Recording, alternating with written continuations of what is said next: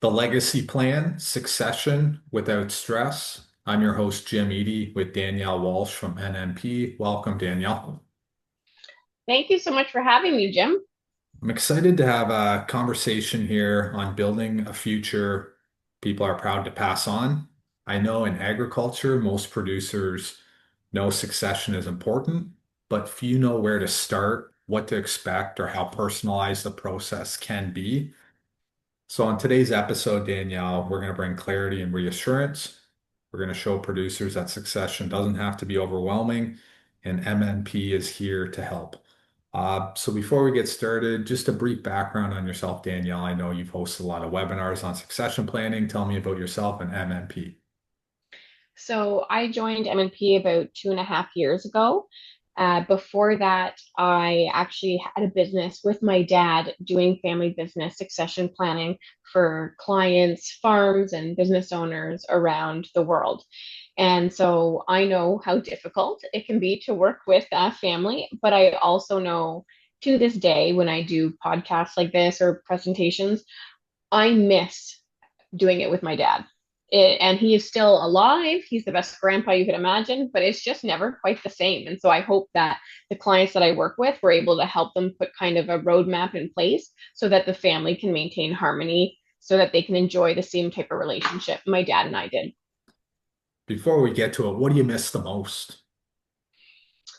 I miss honestly the safety and the security of knowing that when I was with dad, whether it was a difficult client meeting or a presentation in front of 1,000 people, that I knew that I was never by myself.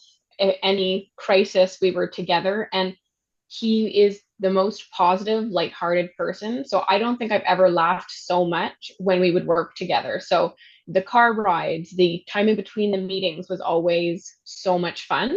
And so that's something that is hard to emulate um, with anybody else, really.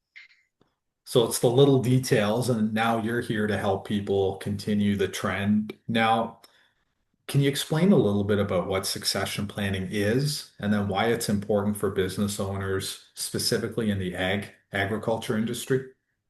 For sure. And I think there's really a misconception. A lot of times I meet, clients and they'll tell me, "Oh, I have a succession plan." And I say, "Oh, okay, well, what do you have?" And they'll say, "Oh, well, I have a will that's about 30 years old and I have a bit of life insurance. I don't know how much, but I have it." And that's really not what a real comprehensive succession plan is. Those are parts of your plan, but that's not your entire plan. Essentially, in my opinion, a succession plan is really a roadmap that will help align all family members' expectations. It'll clearly outline what does it take to work in the farm, manage the farm, or own the farm.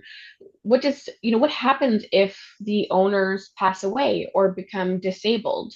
What's the plan then? And we see a lot of clients having a plan for ownership sometimes, but no one's really thinking about the day-to-day operations. So we can have the best plans to minimize your tax and pass on ownership, but it doesn't mean that if you chose to pass ownership to your 3 kids and only one of them is active, well, who's running the day to day? It doesn't mean that they were set up for success to actually be able to do that. So it's really all about ensuring that there's a roadmap and certain, family farm values or family business, values that we know what they are and we know what are the parameters that we can use to operate in. So we often see, unfortunately, I often see where there is no plan, and then there are, like a death on the farm. I've seen also recently, for some reason, I'm seeing a lot of accidents in my ag clients that are significant, and so then you're left with a spouse who may be less informed about the farm or whatever business they have, and they're stuck now trying to manage it, make decisions that they've never been prepared to, and all the kids have a different expectation of what's going to happen, and now you've left this spouse completely lost and grieving and with so much stress. My dad used to always tell our clients they have a moral obligation to put a plan in place. And that's something that really I've seen it when it doesn't happen. And it is devastating from a family perspective. There's lots of conflict. And for the spouse, you leave them with so much burden. It just doesn't make sense. So I know it can be hard to put it in place, and especially for our ag clients where there's a lot less formality in a lot of our ag clients. A lot of the farms I work with, nobody nobody does formal meetings, nobody meets, no processes are documented. And that's okay. The part of putting kind of a succession plan or a transition roadmap in place is not to change how you operate. It's more so that there's a formal plan that dictates what does this look like long term, but we don't need to change. If you don't want to have formal meetings, that's okay. But we do need to have a documented plan that if something happened to you, what does the next generation need to do to own it or to come into management? Because without those pieces documented, then everybody has a different expectation, and we see the kind of the conflict start to creep in. So it's really important because you create a structure and a roadmap that allows for things to operate consistently no matter what happens. So it's putting the attention into the details, right?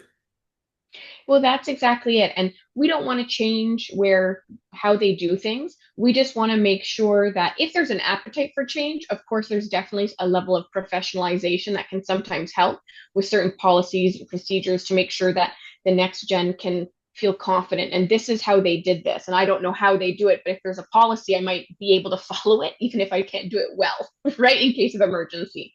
So that can be helpful. But when we're not ready for that level of kind of documentation, at least knowing what the plan involves, where do we find this information, and if we're not going to document it, can whoever is at the helm start teaching us those things? And even if you show us once or twice, and it doesn't mean I'm going to nail it, but at least if something happened, I'd have an idea where to start. We want to reduce the stresses around that and make sure that all the kids know. You know, we often see it where there's, let's say, three kids and only one does work the farm. Well, are they expecting to own 100% of the farm one day? Are they going to buy it? Is it going to be gifted to them? Do all three expect it? Well, often when they can't answer those questions, and as a parent, you don't ever want to show preferential, treatment to one over the other. But if you can't answer those questions, in my experience, our ag clients just do nothing. They just keep holding on because if I can't make that decision, I'm going to make no decision. So succession planning probably might feel overwhelming at time. Producers, Danielle, why do you think that is? And how do you help make the process more approachable? Yeah, it's an overwhelming process. And I would say one of the things that helps the most is if you start early. Oftentimes, what makes it so overwhelming is we're being confronted with an owner who is in their 70s or 80s that is now ready to relinquish control. But because they didn't actually do some sort of management succession, how do we make sure that the next gen knows their roles, how to do it? And especially with some of our ag clients, where if you only have the chance once to do seeding once a year, if you didn't learn it this year, it's got to be next year. Well, that's a big risk now, right? If something happens. So with all of those kind of complexities, the sooner you can start, then we can take it slow. And then we're not trying to do 100 things in one year. But when you're 70 or 80 and you're passing on ownership and management at the same time, there's going to be a much higher risk level and discomfort from everybody. So I think one of the things that will help clients the most is you start early. And I think the misconception a little bit is if I start early, I have to relinquish control and ownership tomorrow. And the idea is definitely not. I have some clients that start their plan when their kids are, say, in high school. And what they're trying to plan around is to work in my farm full time or whatever that role might look like. Do you need to have education? Do you need to have outside work experience to make it an owner here? How many years do you have to work here? And so when they can actually outline that, then all of the next gen knows what to expect. But then that might be it. You don't have to do anything for years. And then when the next gen comes in, you can start helping them with grooming or learning and development and showing them things slowly or more slowly. But what we're seeing is on average, we're getting these transition planning started when someone's 70 and 80, and they're doing it all at once, which means that next generation, especially if you have multiple of them, they might be able to take direction well, but they can't make any decisions together. And so that's where we see the decline of these businesses upon transition because we didn't do the proper 3 to 5 years of management succession and letting them make bigger and bigger decisions together. Let's watch them fail together, but be there to help them pick up their socks when that happens. And so I think it's so overwhelming because we're trying to do so many things at one point in time Whereas if we can start it and ease everyone into it slowly, then everyone's comfort levels are going to be there. And it gives the older generation years to kind of sit back and say, are these people ready? Are my family members ready? Maybe I need to pivot. What does this look like? And you're not having to make every decision in 1 year with no real options, right? Yeah, and I assume every situation is different, where you have to come in and look at the lens of that company, that situation, how you can help them, and getting the ball rolling is just efficiency to look at the scope and the opportunity and you build into something. Is that right? Yeah, that's exactly it. And that's where I take my role as really being one to, I'm going to push it forward because, the producers, the farmers, they're so busy doing their day to day. They work 7 days a week. They don't have a lot of breaks. So it's easy to put succession planning aside if it makes you uncomfortable. And typically, because you have to make big decisions for the family and their spouses and all these things, it makes everybody uncomfortable. So I'm there to take on the role of, okay, you don't need to make these decisions. I'm going to tell you what I think is best practice for your business based on your family values and all of the family members I've met. Here's a plan that I think works. And I'm also there to walk everyone through the uncomfortable things. So if I say, you want to own this one day, you're going to need a prenup for a marriage contract. It's a lot easier coming from me than it is from mom and dad looking at you and being like, oh, we're not so sure about your spouse. Let's get you a marriage contract, right? And everyone thinks those conversations are going to be negative. But when it comes from me and I speak with the spouse and I explain it, I find typically it goes over extremely well. And so at the end of the day, I'm there to take on the burden of the uncomfortable conversations, reset everybody's expectations, explain to some of the kids that might have, extreme entitlement and like a lot of expectation, what they should really expect. And so my hope with that is that the owners who are still, doing their job day in, day out and are super busy, they can rely on me to reset and I create the formality without wanting to change what they're doing day to day. And so from that way, it gives them a little bit of comfort that I'm going to push it forward. If something stalled, I'm going to come knocking and say, hey, we need to keep this moving.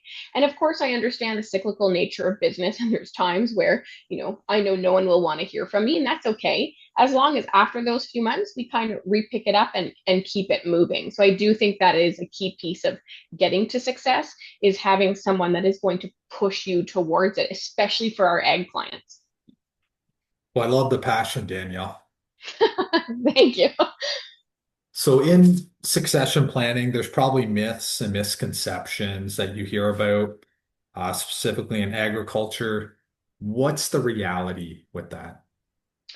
So I'd say one of the biggest myths, especially in agriculture, is they've done everything on their own their entire lives. And this is something that you cannot do on your own, especially when it comes to family dynamics and conflict. A lot of our ag clients are initially uncomfortable bringing someone else in to help them resolve that. And they think, I can do this on my own. This is my family, my business, my farm. I don't need an outside help. And I totally understand that. But at the end of the day, you can't have a conversation with your children or your nieces or your nephews or whatever it might be like I can. And they're not going to tell you the truth. It's like often I hear, oh, these three kids, they all want to work our business. And then when I meet with them, that's not really the reality. But they don't want to tell mom and dad or let them down. Or one of the harder situations I've seen is where the youngest is obviously at home the longest, or at the end. And the youngest feels like I have no choice now but to do this because nobody else is doing it. And then you end up with them being like trapped in this farm that they don't want to be in. And so it's really a misconception that we can do this on your own because typically what we see is you end up being one of those clients who are in their 80s now trying to put these things in place. And we have a lot of discomfort, a much lower rate of success because everybody's stressed. We don't know if that next generation is ready or trained. The spouses don't know what to expect, and that makes it very difficult. Another important one I want to mention, especially for ag clients, is the idea of fair versus equal, that equal distribution of the farm to all our kids is fair. And that is something that so many clients of ours struggle with, and it isn't fair. equal is not the same thing as being fair. So I have clients where, yes, of course, on their farm, perhaps the operating business is worth less than, the land that it's on. So then do we separate the two and distribute the land equally, but say, the company is going to rent it and we're going to have a bunch of agreements that say that we have first right of refusal, we'll pay for it over time and all these things so that, yes, this is your inheritance and that's equal. But this operating company that takes competencies and skills is going to be purchased over time, but those who work it, well, that's fair. And so I think it's important for producers to really think about what is the inheritance aspect and what is really something that requires commitment, competencies, and skills to continue. Because if you don't think about your farm that way, it won't continue. It takes commitment. It takes a lot of dedication, and not everybody has that. And if you have one that does and two that don't, the one that does is going to lose against them, and they're going to have extreme resentment. So then they're going to hate their siblings, and I see that all the time. So, how early is it to start with succession planning, Danielle? And then what does a successful early start look like? I'm going to say it's honestly never too early to start. I've only had three clients in my entire career that I would tell you started at the right time early enough. Every single client I have is typically starting. It's not too late. It's just later than we would like. And it means that we're doing a lot in a small period of time. But they put a plan in place before their children pursued like university or post-secondary education. And the goal in doing that was to make sure that both their children, or in the other case, all of their children, knew what does it take to come back and work in our family farm. And so this helped the kids make the decision. If I want to drop out after year one, but we said to be an owner, you need to have at least 2 years of some sort of post-secondary education. Well, then I'm not going to make it there. Now I know. And so we remove all the conflict around the business that are you're going to create between siblings. And so what the great thing is, one of those clients was over 12 years ago when I started working with them, and now they're working in the business as brother and sister super well. They don't have any issues about if I take maternity leave because I have children, do those years count towards my potential ownership criteria? All of that has been worked out. So now any conflict they have is a business issue that comes up. And so that means all of a sudden, if they don't agree on the feed they're using or the price they're paying or this, they also have a dispute resolution process that we put in place to address it. And while mom and dad are alive, obviously they're that dispute resolution process. But if they're not around, we also have, a backup. And so by putting that plan in place early, it also is way less stress. The kids have way less conflict. Whereas I often meet siblings that have worked together for 25 years with extreme rivalry and very different expectations. That's really hard to walk back from when I'm meeting a 45-year-old that thinks, of course, I'm going to own this thing 100%. And their sibling says the same. Well, it's not possible. So we're going to have to figure it out. Right. And so when you can set it up for success early on with what are the parameters, then you have so much less to do as it continues. And so for them, we did a small exercise of let's put your kind of family farm rules in place. And then once they came into the business, we started putting in those grooming or learning and development plans on what are the skills that you need to learn. And, what's that education piece? We got them going. And then once they met the criteria, we brought them into management. And then we had a grooming plan to make sure they could become competent owners. How do you negotiate with the bank? How do you read financial statements? Then we did that. And then we did the ownership transfer. And so it made it so much smoother and easier. And people have the time to digest, learn something new. I'm not stressed about it. And it makes for a much better result and a much higher family harmony, I find. So it's starting early is there is nothing like starting early because then you can take this ride and slowly do it. And then that's essentially what my role is to continuously be there to, even if there's nothing left to do, just check in and see if there's changes, what's going on.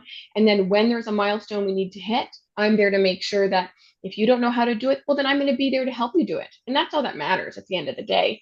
And so I do find you really can't start too early because most clients are starting about 20 years later than we would like. Well, it's great information, Danielle. So, a succession plan isn't necessarily the family succession, it's the business succession, which could include the family, it might not as well. That's right. We see it different all the time, and it's really ultimately meeting that business, that family, wherever they're at, right? So I have some clients where we start with the goal of wanting to keep it in the family. And then it's very clear that maybe there's no interest, maybe there's no skill sets there, and then that's not an option. But for most parents, I think they feel like they need to explore that before they can start exploring some of their other options. And that's okay. And so we help them do that. And once they feel like, okay, this really isn't a valid option, if we've explored it, it also makes it easier to explain to the kids, well, now we're going to sell. I know you work here, but you don't have the skill set to take it to here and here. So is it that we have to do a different option? Is it someone that works on the farm? Is it to an outside third party? And that's all part of it. And what's the most important for me is to make sure that the owners and that older generation have comfort in knowing that they've done everything that they can for their kids so they don't feel like they've let them down and feel like they can, whatever decision they made is an informed decision and not because, well, we didn't try this, maybe we should have, because the amount of regret and resentment we see is very high. Is there a final takeaway, Danielle? I think the final takeaway is start early. Earlier than you think you need to is always better because then we can do it in bite-sized pieces and it's so much easier to swallow. And I think it's also realizing that when you do it earlier, it gives you a better opportunity to also pass on your family values, your business values, the things that you have learned over time. You know, as a producer that's been doing it for 30 years, you've learned a lot of great, pieces of advice and wisdom. But if we're going to do it in 1 year when you're 80, we don't have the time to pass all those on. And so starting earlier also allows you to ensure the long-term stability of your business and also gives you more time and opportunity to really intentionally strengthen the family bonds and the education and the confidence of that next generation. Great insight, Danielle. Thanks for joining us today. No problem. Thank you so much for having me. I've really enjoyed it.